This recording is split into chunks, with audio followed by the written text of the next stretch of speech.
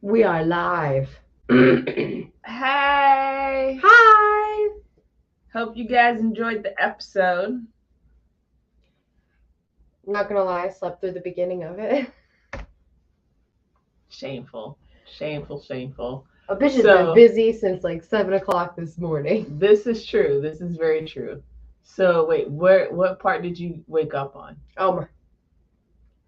It was one of those where it was like, wake up, go back, wake up. Oh no. So like, yeah, definitely. Once we were at Dragonstone and shit was going down with the dragons and stuff, I was awake. But before that, I don't really. Oh, so you were I'll definitely have to rewatch when everything. when Nera went to go get the egg Mm-hmm. is where you okay. Mm, About halfway, maybe. yeah, I feel like that's about that time. That's about that. So yeah, I started it late because my TV did not want to play HBO Max. Oh, So I really? watched it on my phone. Yeah. Damn. So that was fun trying to get it to start and it's not starting. And it's not starting. And okay, I'm gonna watch it on my phone. So yeah, that's what I did. And it's very interesting knowing what's gonna happen before it happens. I feel like this is such a funny thing for you to be going through for the first time because you didn't read the Harry Potter books before the movies came No, out. I read the first half of it and then the movie came out. So I went and saw it and I was like, what? And then I just stopped doing that reading things before the movie or the show exist. And now I'm trying it again and I'm in that same boat again. Like, I love it. I love being able to compare the two. I like that aspect. I like seeing like how they change it from the literature to the series or the movie, and seeing what works on screen versus what doesn't work on screen, what Right. works in the book. So yeah, there's definitely been a few changes, just a little bit, just some changes. Some that make sense. Some that make sense, yeah. Some that are like, yeah, okay. yep, a lot of those. Sometimes it's just a matter of budget that they got to be like, well, and even like the right after the episode, it's like you can't tell every story, so you have to pick which stories you you're have to gonna tell. pick which stories, and then you also have to pick the important information to put in the story, because even though it might not be an important story, there's information in the story that you need. Legit. So that, I feel like a lot of that is happening, especially with like Corlys and Daemon and Viserys and Alicent. It's just a whole bunch going on. It's a whole hot mess right now. A whole hot mess. And I have a feeling there's going to be a bunch of memes from this episode. Oh, I'm ready. The first week of memes have been just like already amazing. Like the second the first episode came out, it was just like memes. Memes. No, this episode, there's some great moments. Great moments at Dragonstone where Damon's like, I could have a child one day.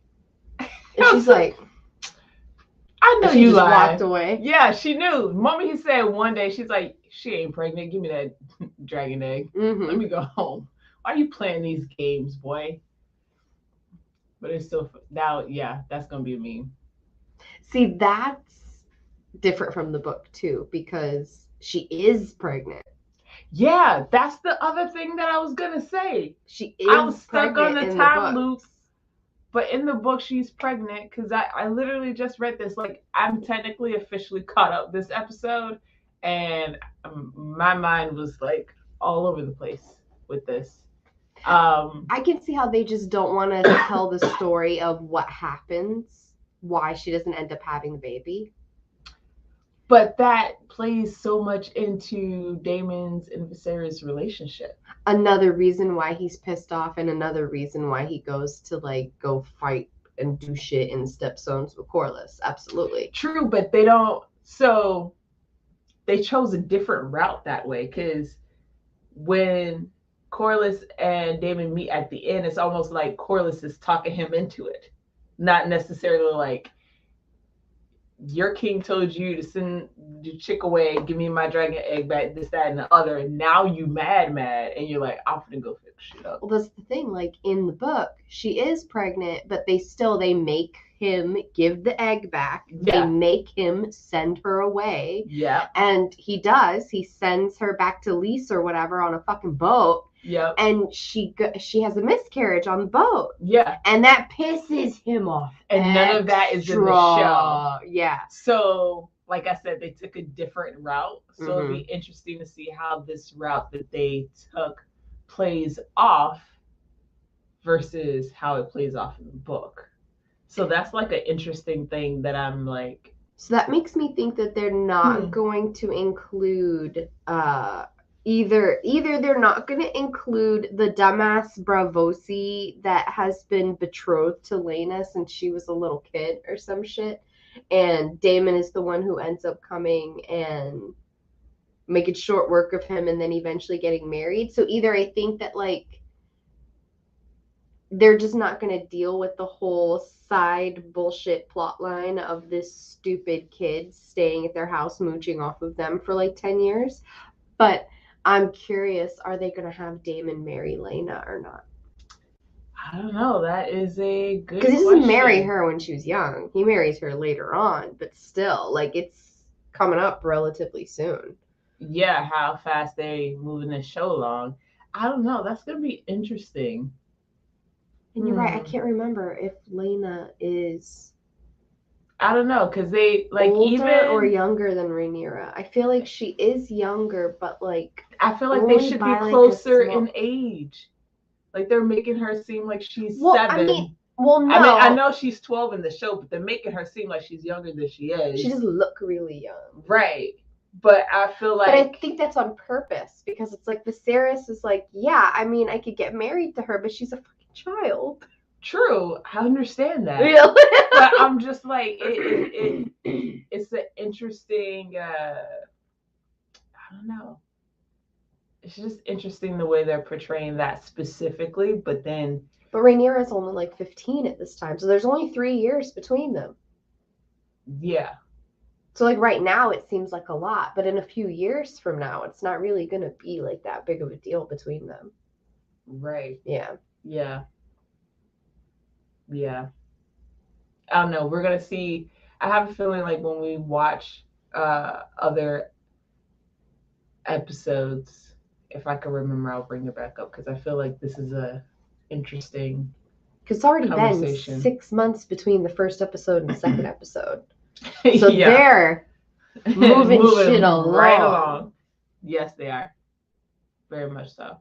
I think they're taking advantage of the fact that they're sticking close to King's Landing. They're not really going to like Winterfell and Casterly Rock and the Reach and shit like that. That's going to take people months to get there like they were in Game of Thrones. Well, I also feel like that's probably why Corlys and Rhaenys, right, are there when they're not supposed to be there. In the book, they ain't here. Oh, you mean like during the Great Council of 101? Even then, they're not supposed to be there. They're not supposed to be there.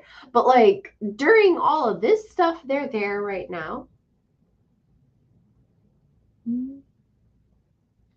I'd have to double check, but it's like because he is on the small council. He is the Lord of Tides and stuff like that. Like he's basically like the admiral of the ships.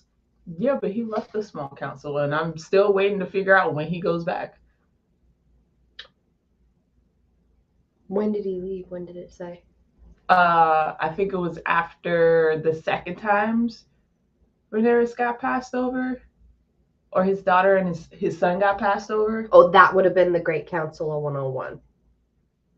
Yeah. Technically speaking, it's not Rhaenys and Viserys that are getting like set up next to each other. It's technically Viserys and Laenor. Right. At the Great Council of 101. Yeah. So, and they're not there at the time. And then, when that shit goes down, he like says, fuck you guys, I'm out of here for a minute. But he does eventually go back. But I mean, it describes how he gets him back, but he does eventually go back. Okay, I'm not there yet. So, because this is a few years after this, so it would make, yeah, he's there. yeah.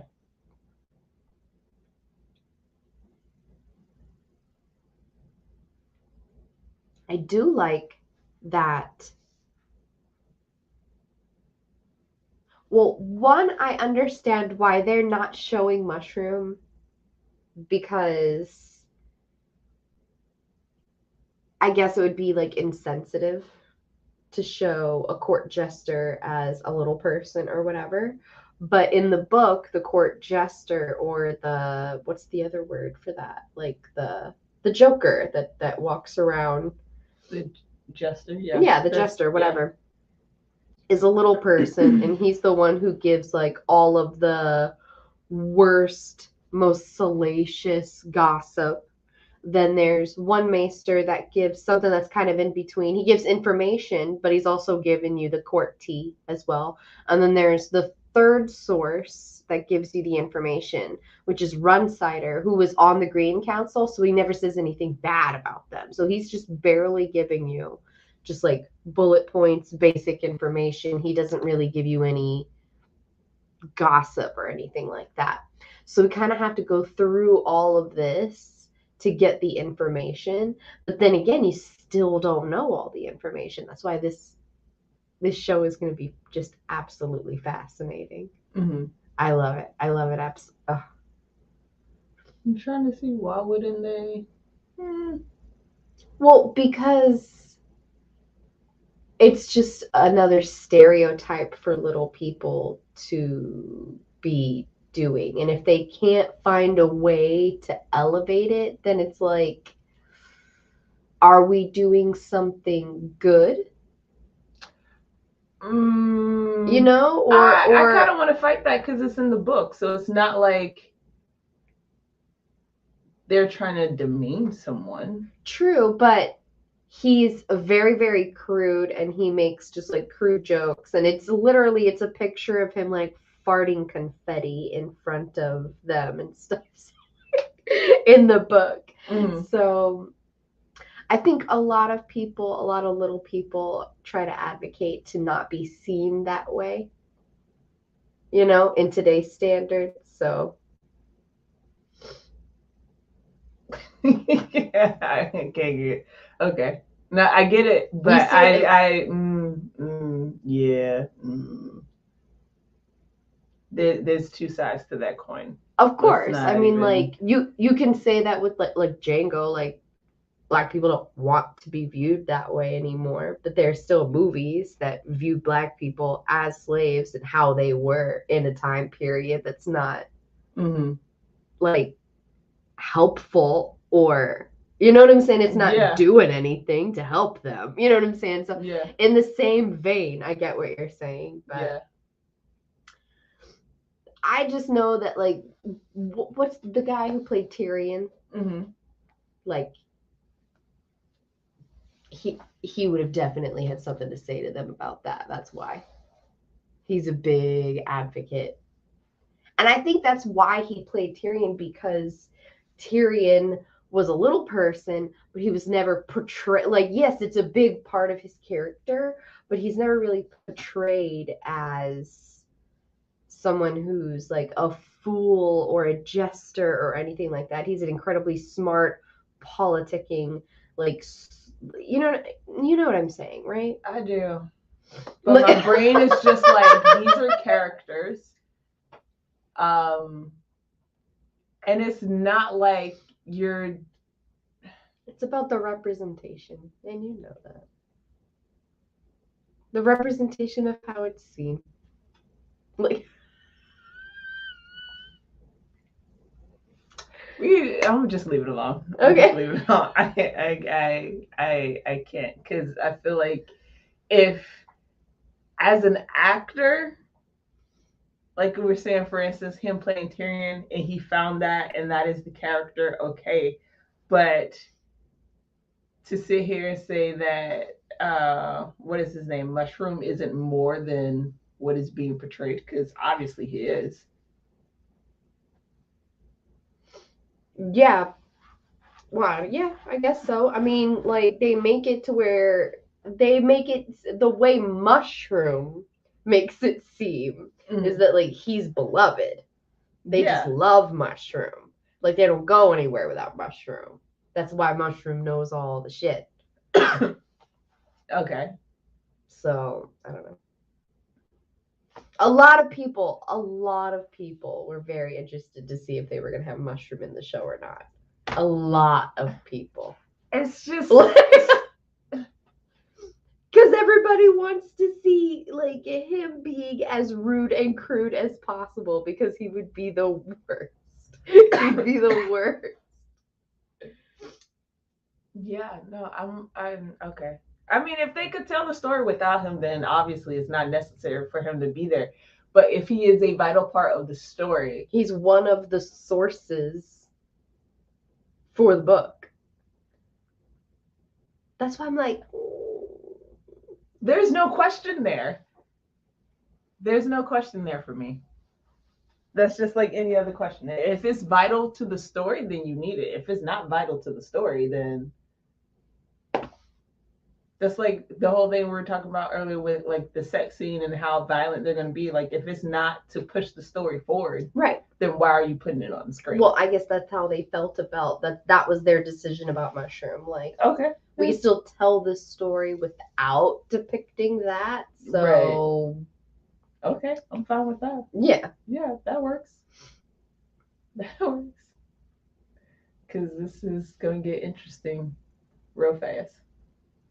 Because y'all saw Rhaenyra's face. I saw her face. I felt the same way. I loved Rhaenys putting her in her place. Oh my God. And she was like, they didn't choose you. I'm going to change shit when I'm queen. She's like, let me teach you a little something, honey. Hold on. I was the queen that never was because let me show you why. Right? Let me list all the facts, all the reasons. It doesn't matter who I am. It's just the fact that I don't have cock, basically. Yeah. That's the reason I was passed over. And you're getting special treatment right now. Yeah, okay. But don't tell me that you can't feel that it's not fully 100% there. Like you don't fully get what you should and could and would be getting if you were a boy. You're already nervous and I'm seeing it. I see it on your face. And I'm just trying to make sure you're okay, but you done snap back real quick? Right. Okay. I'm going to be real. I'm not going to blow smoke up your ass. This shit is not going to go how you think it's going to go. Okay? Right. Yep. Yeah, which is interesting because I know you were saying, well, I don't want to give it away. I'll leave it at because it's going to come up later in the episode. So I'm gonna let that rest. But no, I love that scene. I love that scene. I'm trying to think what else. I don't like Alicent.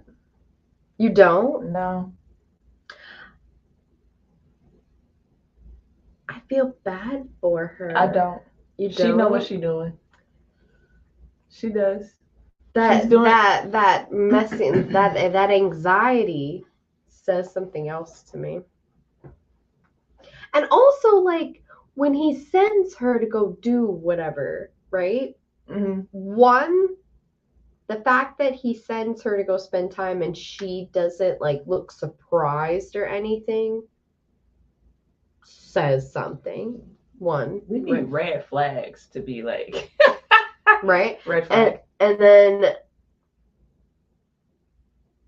she does do what she's told. Like, it's not like she has any option to not do what she's told, right? Yeah. Like, people be like, I just wouldn't do what he told me to do. I'm like, you don't make any sense. This is just shut up. Right? Like, it's just like, she's a dutiful daughter who's doing what she's being told. But when she goes to him, she's not being like overtly sexual in any kind of way. Like, she brings a history book. She sits down and talks to him. She notices the little thing that was broke, so she goes and gets it fixed. And she knew what she was doing then. I feel like episode 1 where we ended, it was a genuine. I'm here to check on you. Whatever. Episode 2, girls like, let me get my foot in this dough. But this is so. But we can infer what her father is talking to her behind closed doors about on a constant basis, though. Yes. It's been 6 months. Yes. You know, so like by now, no, she's not ignorant. She's not stupid. But at the same time, nope. Because even when the king is talking to her, saying like, you know, I need to wed a wife, and she asked him if he already had somebody in mind.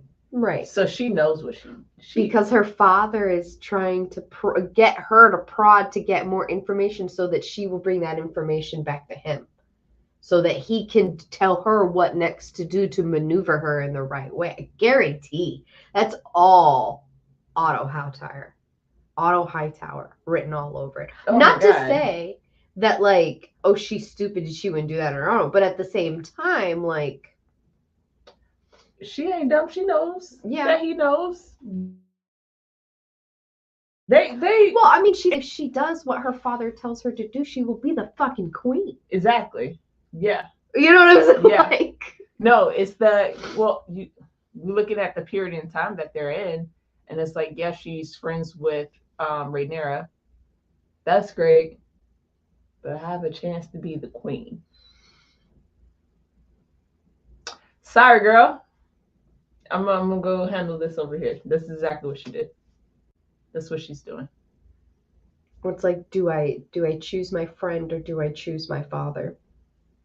Ain't no choice in that back in the day. Exactly. That's not a choice. Exactly. That's not even an option. That's not even a thought. But I don't feel bad for her. Probably because I know what's about to happen, but I don't feel bad for her. Well, no, yeah. I mean, like, I'm just saying, like, she's still a young person, and it still sucks to be in her situation. And she doesn't seem, I don't know, she just doesn't seem malicious in any kind of a way to me. It seems like someone who's being maneuvered and manipulated by their parent. I don't know, because she's like manipulating the king and Rhaenyra at this point in time. I think that I don't know if she's necessarily manipulating. She's definitely hiding information from Rhaenyra. She's lying to her friend. She's not telling her information, that's for sure. But that's still manipulation, I guess.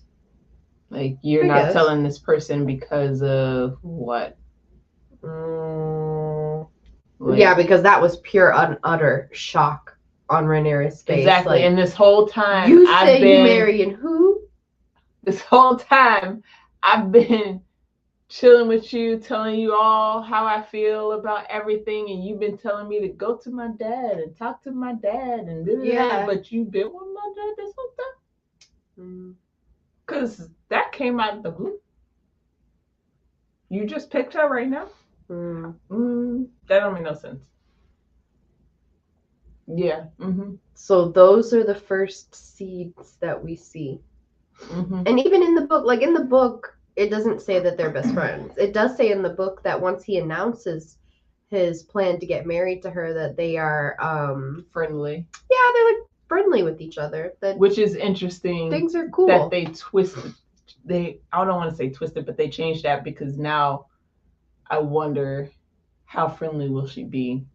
I feel like they'll be friendly still, but it'll be that friendly with an edge to it. Yeah, I feel like they did this now to plant the seed for what's to come, to make it a little bit thicker in the air. These looks are going to be looks to kill. Just wait, people. Just wait. I can't. Oh, man. She hasn't even gotten to certain parts yet. Like, I can't wait. I can't wait for you to get to certain parts. You're just going to come to me like, oh, that like, you're just going to be so... I was like, what the fuck? What is this? Why? Why are they doing this? It's just the whole. It really truly is a very tragic story. Nobody comes out looking like a good guy. Nobody comes out smelling like roses. Literally everybody is a douchebag asshole. Everyone dies. Like, just don't expect the person you like to still be alive. We should know that from Game of Thrones. Let's not even get into that. That's it. We're done. That's it. You know. If you like, oh my God, still we have to like, and I know that we mentioned this on a previous podcast, but Janae, when she decided to watch Game of Thrones for the first time. Yeah. Yeah. So I go to HBO, and y'all know how HBO, hopefully they'll fix this, but when you go to the show, for some reason, the last episode is on the top. Not the first episode. Not the first episode, the last episode. So here I am going to watch it, and I just click, and the first thing I see, Ned start getting his head chopped off, and I was like, who that? What's going on? She told me that the first time, and I was like, oh. So I stopped it, went back, looked, and I was like, this episode, oh snap, I gotta go all the way down? Hold on, wait a second. She wrote, and I open it up, and it's just like biggest Winterfell, Ned Stark, the king is coming, and I'm like, did he just die? Wait.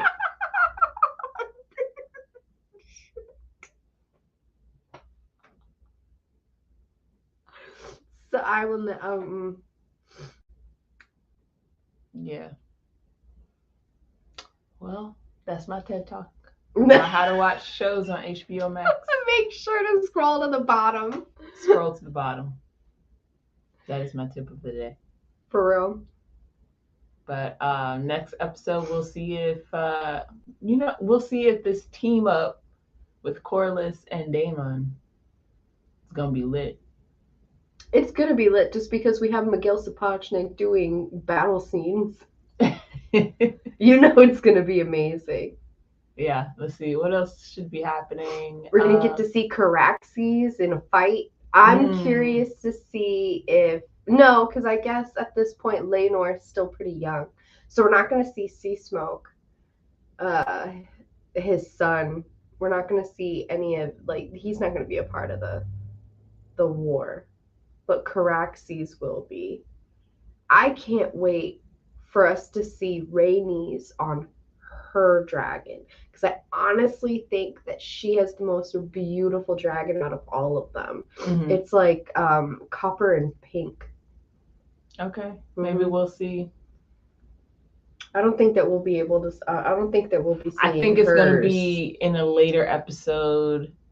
Driftwood. Oh, Driftmark. Sorry. Yeah, but I think that they're probably gonna save her dragon for certain specific time, like when I don't know. Tell us what you think.